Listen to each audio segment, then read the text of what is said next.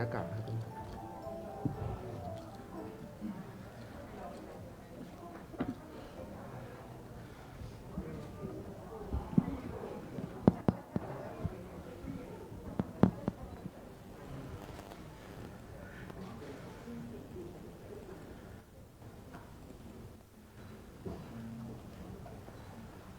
ครับสวัสดีครับ Very good afternoon and welcome to APEC SOM2 media conference. My name is Thani Sangrat. I am spokesperson of the Ministry of Foreign Affairs. I will be your moderator for today. First of all, I would like to extend a warm welcome to all media participants joining us physically and virtually from across the region. It's great to have you all here today. APEC SOM2 discussions have been centered around sustainable and inclusive growth. Under the theme Open, Connect, Balance, which has been enhanced with fruitful contributions from all related sectors of APEC member economies to turn discussions into tangible outcomes. The key focus still remains on navigating the Asia-Pacific region through post-COVID-19 economic recovery, through open and dynamic trade and investment, safe and seamless cross-border connectivity, and sustainable economic growth based on BCG economy model, while also seeking to address new economic disruptions faced by the region and the world at large. Today is another unique opportunity to discuss and ask questions about progress and developments we have made so far to drive forward APEC with key deliverables at the end of the year. Once again, I wish to introduce our speakers. Mr. Thani Thongpakdi, Permanent Secretary for Foreign Affairs of Thailand and APEC 2022 SOM Chair, and Dr. Rebecca Stamaria, APEC Secretariat Executive Director. Let me give you a brief overview of today's conference. First, both speakers will share short remarks on important takeaways from SOM2, progress and development, APEC cooperation, and then we'll have time for your questions. We have about half an hour for the Q&A session. And for media participants, if you're here physically, please raise your hand and our team will reach you with a microphone. Please kindly identify yourself, your media organization, and your question. For participants who are joining us online, if you would like to submit a question as part of this media event, there are two options for you. One is you can send your question through a chat box, which can be sent from now until the end of the conference. Or two, click a raise hand button at the top to raise your hand during the Q&A session. And I will reach you directly for you to ask questions on the screen. Now let's hear from our first speaker, Mr. Thani Thongpakdi, APEC 2022 SOM Chair, sir. Thank you very much, Thani. Distinguished members of the media, ladies and gentlemen. Before I start, I wanted also to recognize Director General Cherchai Chavaiwit, who's joining us virtually. He should be on screen. And of course, he's Thailand's senior official for APEC.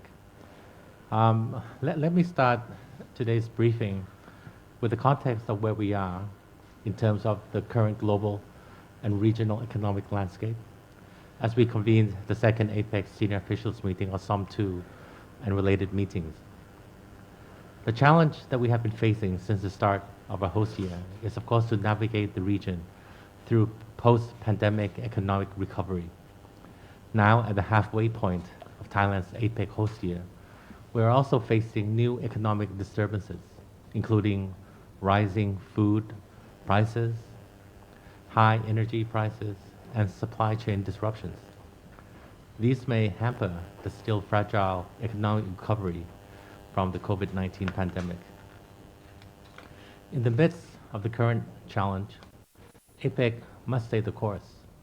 It is incumbent upon us to ensure that the APEC process continues to move ahead and thrive for a sustainable, inclusive, and balanced recovery from COVID-19. This has been the key focus of SOM2. More than 20 meetings have been taking place during the past 11 days, bringing us closer to achieving the key deliverables under this year's theme of Open, Connect, and Balance. I would like to share with you some important progress and tangible outcomes at this halfway point. On Open to All Opportunities, the changing trade and investment landscape caused by COVID-19 has prompted us to rethink how to advance our regional economic integration that ensures resilience, inclusion, and sustainability. Thailand proposed a refreshed conversation on the free trade area of the Asia Pacific, or FTAP, through the post-COVID-19 perspective as a key deliverable. The goal of this endeavor is to establish a framework for the region's trade and investment scheme capable of addressing emerging challenges and delivering more inclusive prosperity to our people and businesses. Here, SOM2 has made a significant progress, paving the way for the ministers responsible for trade meeting on the 21st and 22nd of May in the lead up to the upcoming 12th WTO Ministerial Conference, or MC12. We will recommend our trade ministers to task our experts to work on a multi-year work plan on the FTAP and report to APEC Ministerial Meeting in November. The work plan will be instrumental for APEC to carry forward the FTAP dialogue. To enhance APEC's efforts to accelerate post-pandemic recovery and strengthen supply chain resilience, two new initiatives have been endorsed, namely the best practices guidelines on customs control for COVID-19 related goods to assist APEC customs authorities in implementing effective border measures against illicit COVID-19 related goods, and the APEC's definition of logistics related services, which will facilitate cross-border movement of vaccines and medical supplies. As for Connect in all dimensions, recognizing that reconnecting the region is vital for economic recovery, APEC established the Safe Passage Task Force earlier this year to coordinate APEC's efforts in resuming safe and seamless cross-border travel within the region. Although many APEC member economies have adopted more open border policies, the COVID-19 situation continues to evolve and remains uncertain. We must therefore stay vigilant and prepare ourselves for future pandemics and disruptions. We put great effort into driving forward safe passage initiatives and have achieved tangible outcome. Member economies have endorsed two important proposals, namely Thailand's proposal on interoperability of vaccine certificates, sharing of technical specifications, which will assist authorities in verifying health documents at the border, and Australia's proposal on voluntary principles for the interoperability of vaccination certificates in the APEC region, which will help strengthen the region's resilience against future disruptions. Thailand's proposal on an APEC information portal for safe passage across the region is also in the final stages of receiving endorsement. It proposes to develop a one-stop portal that will consolidate travel restrictions and border requirements in APEC to help travelers overcome confusion and scattered information. We also continue to push forward initiatives to enhance the region's business mobility, including Thailand's proposal to make the APEC Business Travel Card, or ABTC, more inclusive and cover a broader range of businesses, such as SME entrepreneurs, mid-level managers, for example. The ABTC is one of the most creative and tangible products of APEC in the past 20 years. We believe there is potential benefit in updating the scheme to reflect a new business landscape where SMEs and startups are becoming more important in propelling APEC's economies. As for balance in all aspects, the Bio-Circular Green, or BCG, economy model is the overarching concept that threads through all three priorities of Thailand's APEC host year. In pursuing these three priorities, Thailand strives to address the objective of economic and environmental sustainability. Sustainability has long been on APEC's agenda. we propose to accelerate APEC's work on sustainability in a more holistic and integrated manner through the development of a standalone leader statement with a working title of Bangkok Goals on BCG Economy as a key deliverable. The proposal was first introduced at the informal senior officials meeting held last December in Phuket and is a work in progress. The zero draft of the Bangkok Goals was developed based on economists' input at SOM1 held in February and intersessionally. At SOM2, APEC senior officials had a productive discussion on the substance of the draft and its implementation. We will continue to work with all economies on this document with a view to submitting it for endorsement by APEC leaders in Bangkok in November. The Bangkok Goals covers key areas such as climate change, renewable energy, sustainable trade, investment and supply chains, as well as sustainable resource management, and emphasizes the implementation through the whole of society approach, including business and youth engagement. Examples of how the whole of society approach can be leveraged to foster sustainable and inclusive growth are illustrated in the APEC BCG Symposium, which will be organized tomorrow to share best practices among green and innovative MSMEs based on the BCG economy model, as well as the APEC App Challenge on the 19th to 20th of May, which is a competition for young software developers from all APEC economies to develop digital tools to help farmers and entrepreneurs better utilize the BCG approach for more sustainable agri-food businesses. To wrap up, I believe that Thailand's APEC host year is on track towards achieving many key deliverables. The fact that SOM2 is held in a physical format could not be understated, as it is a testament that we are truly living with COVID-19. After the ministers responsible for trade meetings on the 21st and 22nd of May, our next meetings will be the senior finance officials meeting in June in Khon Kaen, and the third senior officials meeting or SOM3 in August in Chiang Mai. Let me stop there. Thank you very much. Okay, thank you. Thank you very much for a very substantive meeting, Mrs. Permanent Secretary. Shall we continue with the briefing from the APEC Secretariat Executive Director, Dr. Rebecca Stamaria, who will give us viewpoints on APEC's vision and cooperation. You have the floor, ma'am. Thank you very much, Mr. Tani. And SOM Chair, thank you again for this opportunity to speak to the media. Members of the media, thank you for spending your time with us.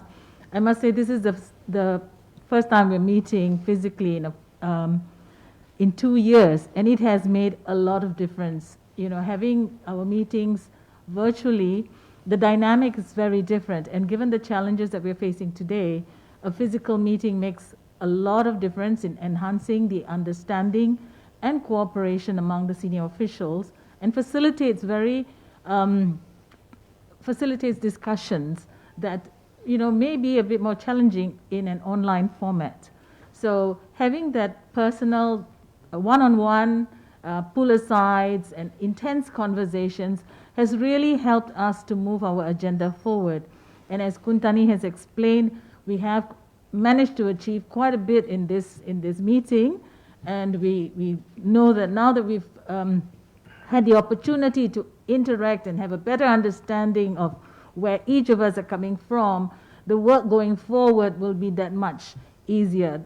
I'm not saying that we have had it easy the last couple of years, but this opportunity for us to meet and interact in a very pleasant environment here in Bangkok, with the hospitality that the host's economy has presented to us, makes it so much easier for us to have those intense conversations. And because of that, we've been able to deliver on the goals and the objectives that Thailand has put before us. So I'll stop here and happy to take questions. Thank you. Thank you very much for your kind words and for your useful summary. Now let's hear from our media participants if there are any questions or comments. I'll start with someone who raises her hand first. Hi, good afternoon. May Wong from CNA, Singapore Television Station. I'd like to ask about the information portal that Kuntani talked about. Can you give us a little bit of an insight as to what are some of the sticking points perhaps that you have to overcome before you actually manage to seal the deal and move forward on this deal? And also, earlier, it was mentioned by the APEC Secretariat, by the analysts at the APEC Secretariat, that there are two issues of perhaps concern. And that would be one of data restriction. In terms of information sharing for data restriction, that is still a niggling point. So I'm just wondering, how much have you been able to move forward on that? And also on export restrictions, can you talk about what are some of the outstanding challenges and how far have you come on this matter? Thank you. Thank you. With regards to the information portal, as you know, as travelers, I'm sure you are, just traveling from one economy to another has proven a challenge because information is changing all the time about restrictions that one would face when crossing borders, about COVID tests before departure, upon arrival, about quarantine, about vaccine certifications. All this information, for the most part, is scattered. So we very much want to help the reopening of borders by coming up with a one-stop portal where all the information about travel among the 21 APEC economies is collated and remains up to date so that it can become a reference for travelers who wish to travel to the region. This may sound easy, but in fact it's not as simple as that because, like I mentioned, information pretty much changes every day. And so there is it is quite an effort once we have that portal to ensure that it is up to date and remains up to date every day so that travelers can rely upon it as being information that has been verified, is current, and will help them and facilitate their travels within the region. Of course, this also entails a huge burden, I would say, for various economies to ensure that their information is up to date and updated. So that is some of the issues that we have to go through to ensure that, along with other data that has to be cleared for the portal. With regards to you mentioned, I think, exports, facilitating exports, right? Of course, like I mentioned, a few of the initiatives that has been endorsed is those on practical guidelines on customs control and APEC's definition of logistics-related services, which provide more clarity and help facilitate the cross-flow of, for example, of vaccines and medical supplies. So all this is geared to help facilitate the movement of these goods more efficiently and more cost-effectively. Thank you.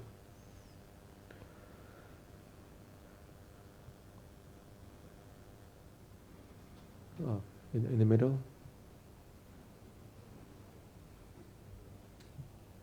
Microphone in the middle, please. ตรงกลางเนี่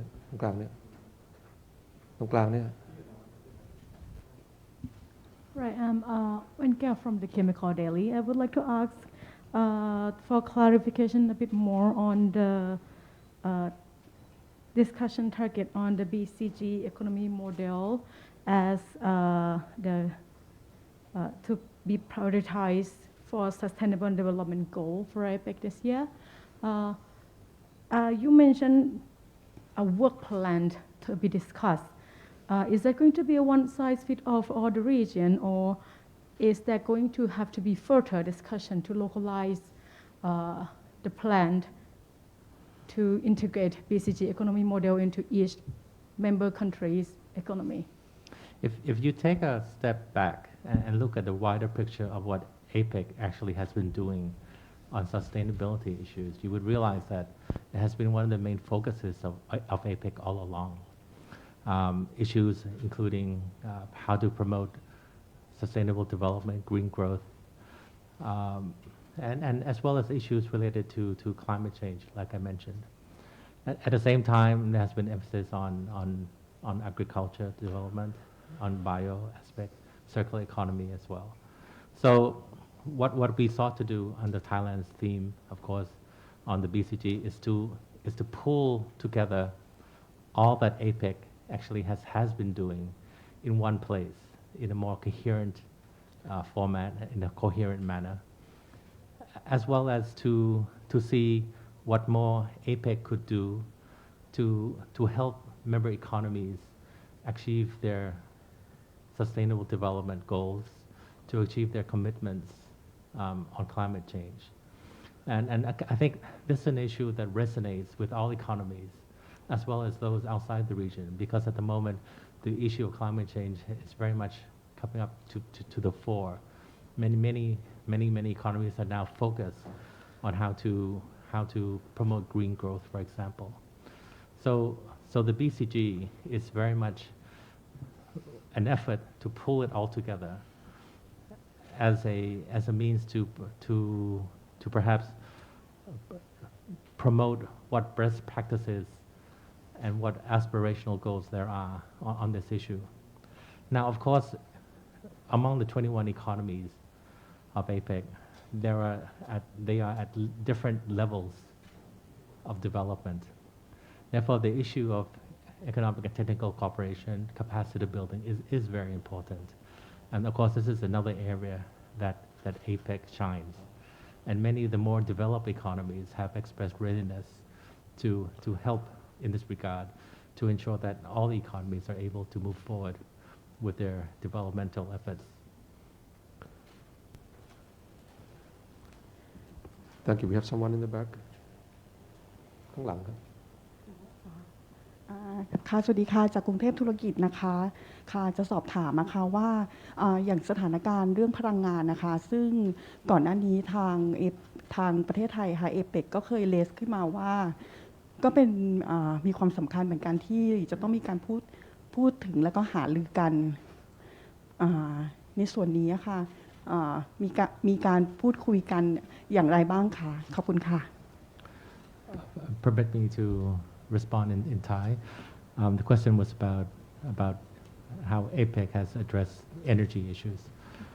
ก็ขอเรียนนะครับเรื่องพลังงานเนี่ยเป็นประเด็นสำคัญอันหนึ่งที่ประชุมได้มีการพูดคุยกันหารือกันนะครับเพราะว่าในระยะที่ผ่านมาเนี่ยอย่างที่ผมได้กล่าวตอนต้นเนี่ยในระยะที่ผ่านมาเนี่ยทุกเขตเศรษฐกิจเนี่ยประสบภาวะเงินเฟ้อเรื่องของราคาสินค้าอาหารและพลังงานสูงขึ้นนะรวมทั้งในไทยเองด้วยดังนั้นเรื่องของจะทำยังไงที่จะส่งเสริมเรื่องของพลังงานทดแทนหรือพลังงาน renewable energy recyclable energy พวกนี้เป็นประเด็นที่ได้มีการพูดคุยกันอย่างมากนะครับและในบริบทของ BCG ก็ได้มีการคุยกันเหมือนกันว่าจะทำยังไงที่จะส่งเสริมเรื่องของการใช้พลังงานอย่างมีประสิทธิภาพมากขึ้นด้วยนะครับก็ได้มีการหารือกันในเชิงนโยบายนะครับว่าเราจะช่วยกันอย่างไรแต่ละเขตเศรษฐกิจจะช่วยกันอย่างไรในเรื่องพลังงานครับI was just saying that with regards to energy, this was certainly an issue that was discussed quite at length during the SOM2, bearing in mind that we are currently in a situation where there are inflationary pressures, there's issues of food and energy security. So the issue of renewable energy was discussed, and of course all of this was also an essential element of the BCG that we're focusing on. And like I mentioned, in issues of capacity building as well, of how the more developed economies can help others in terms of renewable energy, recyclable energy, and others. So energy will continue to be a focus of what we're doing within APEC.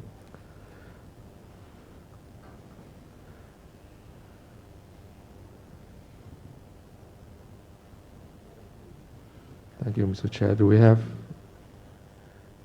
any more? Hello, Francesca Regalado with Nikkei Asia. Just following up on capacity building in terms of renewable energy. Were there any developments as to new commitments from the developed economies? The developed economies certainly highlighted that this is an area in which they have the technological capacity to assist developing economies. Like I mentioned on renewable energy, alternative energy, how to use energy more efficiently. So this is an ongoing issue that we'll continue to discuss this issue and work in terms of capacity building and technical cooperation to see what areas that they will be able to assist the economies in. So in answer to your question, this will be the details of this will be forthcoming as we get more into discussions. Yeah. If I may add, Chair, we have a dedicated energy working group, and they look and they do focus on the more technical aspects of sharing best practices and discussions on renewable energy and clean energy as well. So that's been on our plate for quite some time, and it's getting more intense actually, the discussions. And to be fair to economies, much funding has also been put in place to facilitate the capacity building and technical cooperation among members. Thank you very much. We don't have any more questions. Well, thank you very much for all of your questions and comments and clarifications from our speakers. We have more upcoming APEC meetings and events throughout Thailand's whole year. Our third senior officials, SOM3, and related meetings will be held from 16th to 31st of August this year in Chiang Mai. And furthermore, we look forward to having you all here with us in Thailand physically when the COVID-19 situation improves further. So with all that, we thank you for being with us. Thank you for your time. สวัสดีครับ Thank you very much.